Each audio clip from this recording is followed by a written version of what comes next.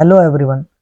आज हम डिस्कस करने वाले हैं मोस्ट इम्पोर्टेंट क्वेश्चन जो NIOS 2026 अप्रैल में आने वाले हैं। चलिए शुरू करते हैं। फर्स्ट क्वेश्चन, चलती बस से उतरते हुए एक यात्री बस की गति की दिशा में गिरता है। ये उदाहरण है गति के जड़त्व का।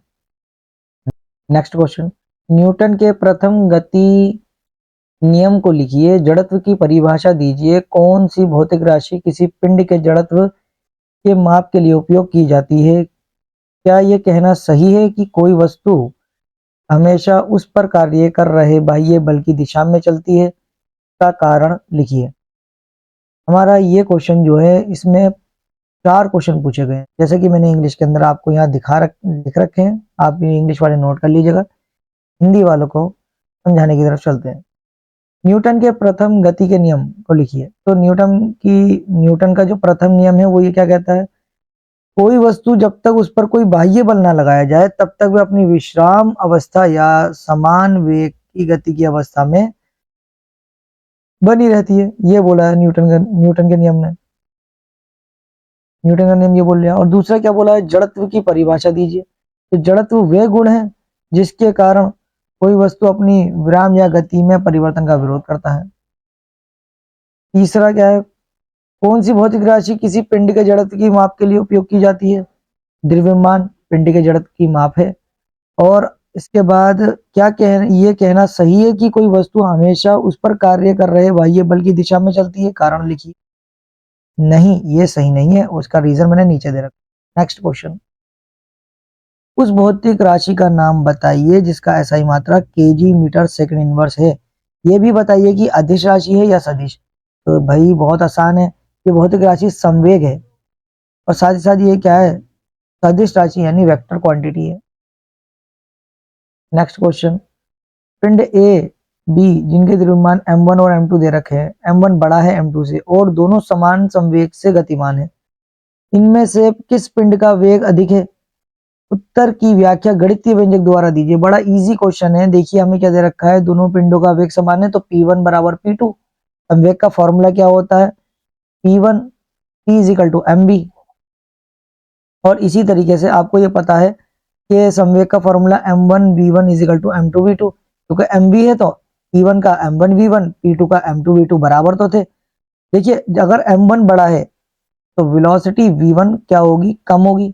और m2 छोटा है तो वेलोसिटी v2 अधिक होगी। बस यही रीजन था कि छोटे द्रव्यमान का पिंड m2 तेज चलता है। बस। नेक्स्ट क्वेश्चन, न्यूटन के गति के द्वितीय नियम का कथन लिखिए।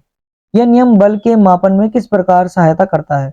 तो देखिए न्यूटन की गति का जो द्वितीय नियम है वो क्या बताता है? किसी वस्तु के संवेग में परिवर्तन की दर उस पर लगाए गए बल के अनुक्रमानुपाती होती है तथा परिवर्तन बल की दिशा में होता है। यह नियम बल के मापन में सहायता करता है क्योंकि यह संबंध देता है F is equal to ma, अर्थात द्रव्यमान और त्वरण ज्ञात करने पर बल की गणना की जा सकती है। ये आप रेक्टिफिकेशन करके जाइए या कैसे भी करके जाइए, आपको ये मोस्ट इंपोर्टेंट क्वेश्चन जो मैंने दिए हैं आप याद करके जरूर जाइए। Next numerical. तो न्यूमेरिकल के अंदर तो आपको पता ही है, सबसे पहले गिवन लिखना होता है। तो 0.4 kg द्रव्यमान की कोई गेंद भूमि पर 20 मीटर पर सेकंड की स्थिर चाल से लुढ़क रही है। ठीक है, इस पर एक नियत बल लगाया जाता है जिसके तहत 10 सेकंड तक विराम अवस्था में आ जाती है। लगाए गए बल का परिमाण और दिशा बताइए। बहुत ही इजी है। m इज इक्वल टू दे रखा है हमें 4 kg, v is equal to या u is equal to 20 metre पर second, v is equal to 0 metre पर second, t is equal to 10 second. एक फॉर्मूला है a is equal to v minus u upon t, class 9th का formula है ये। तो बस v की जगह 0, u की जगह 20 और t की जगह 10, -2 क्या आ गया मेरा आंसर? डिवाइड करें 0 में से 20 जाएगा तो 20 अपॉन 10 यानी 2 मीटर पर second square. F is equal to ma होता है तो m तो दे रखा है 0.4 और 2 मेरे पास मैंने निकाल लिया था। 4 2 जा कितना होता है 8 और पॉइंट है तो पॉइंट लगा दीजिए, माइनस का आंसर आएगा। तो 8 न्यूटन आया है। बल गेंद की गति की दिशा में विपरीत, गति की दिशा के विपरीत लगता है इसलिए गेंद रुक जाती है। माइनस चिन्ह यही बताता है कि वो विपरीत दिशा में। नेक्स्ट क्वेश्चन, एक क्वेश्चन फिर न्यूमेरिकल आया। न्यूमेरिकल बहुत ज्यादा पूछा था, ये मोस्ट इंपोर्टेंट न्यूमेरिकल है जिसको आपको करके ही जाना चाहिए।